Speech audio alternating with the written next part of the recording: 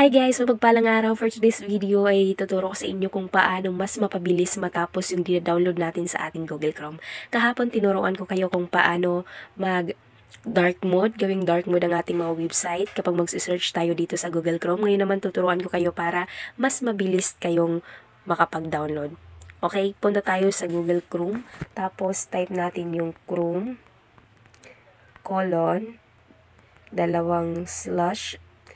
flags, tapos enter. Ayan, dito sa search flags, magta-type lang tayo ng para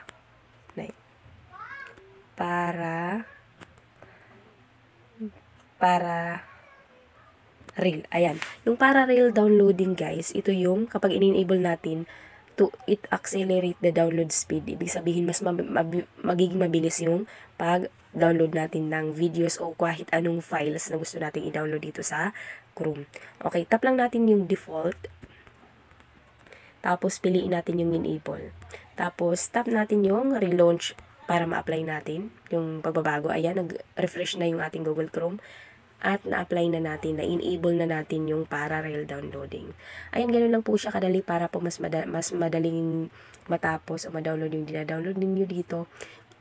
Marami dito yung mga flags na pwede natin enable, pero kung hindi pa kayo sigurado, magtanong kayo tapos huwag kayo basta-basta na mag-ano ng flags, mag-enable dahil baka masira yung phone ninyo.